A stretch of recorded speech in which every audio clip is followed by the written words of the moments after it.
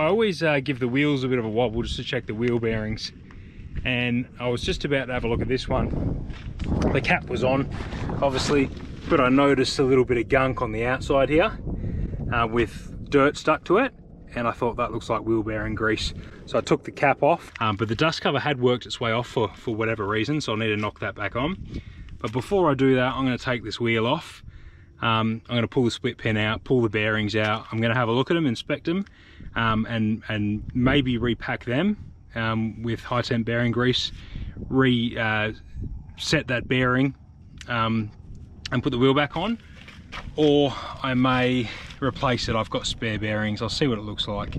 But you know, all I do just to check the wheel bearings while the wheels are on the floor is I just grab the wheel like that and I give it a bit of a, I don't know if you can hear that, but there's a little bit of play in there, so definitely needs repacking and tightening.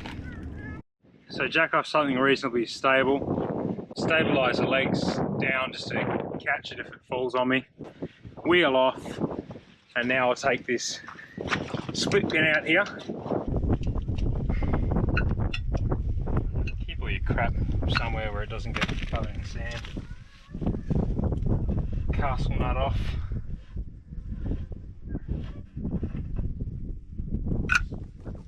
Righto, and now the drum should be able to come off, and it's going to take the bearing out with it.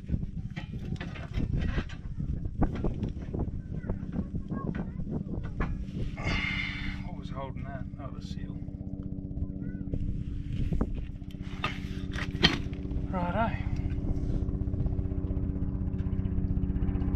So I've cleaned all that out with a bit of degreaser, and it's running fine. There's no slop or anything in it. It feels good to me. I compared it to a brand new one. I have got spares, but I'm not going to use them until I need them.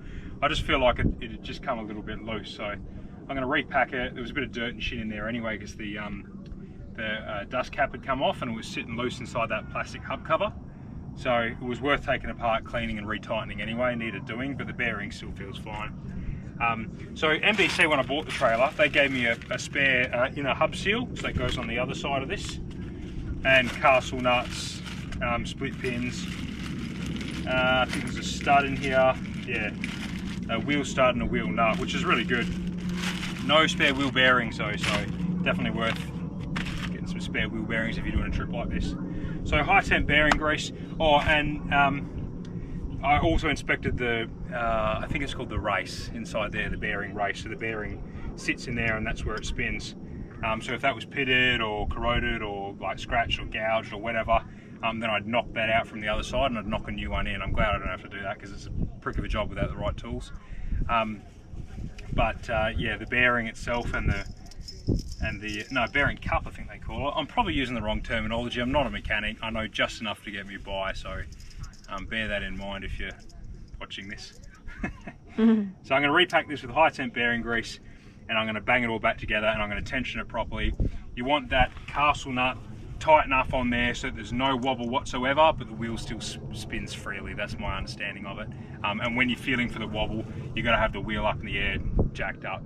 I just get a little bit of a handful like that, and using the open section of the bearing there, you push it in like that. It's a real messy job. I invest in some bloody latex gloves, unlike me. And I just keep working that in like that. It takes 5 or 10 minutes, just spinning it around as you go, and you'll know you're done when you start seeing the colour of the grease you're packing in from the bottom start to come up from the top. But yeah, don't be cheap with grease. You can't have too much, I don't think. That's pretty much packed now. Slide that onto my stub axle. Like so. Now I can slide that bearing back in, making sure I've got the taper the right way.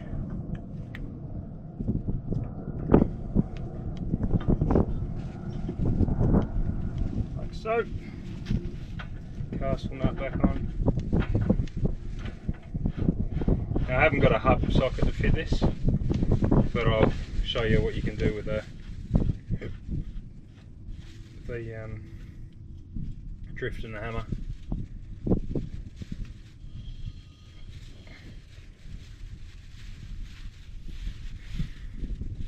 So at this point I'm going to put the wheel back on and I'm going to tighten the wheel up so I can use the leverage of the wheel to see how much slop's in there.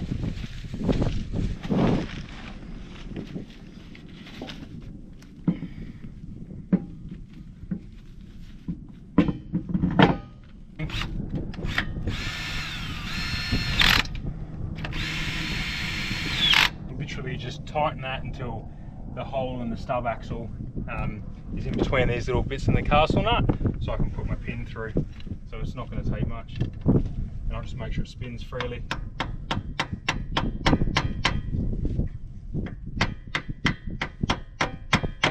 There. Spinning freely. That's just the brakes rubbing that electromagnet. That all. New pin because I broke the old one, so thanks MDC for supplying that. Through there.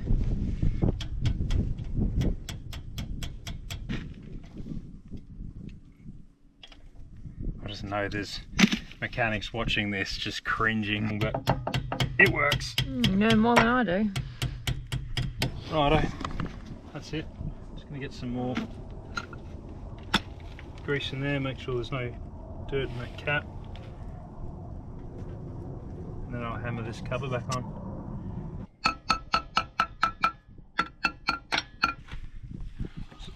So just make doubly sure that it spins alright and that you got no play in that bearing, which I have none now.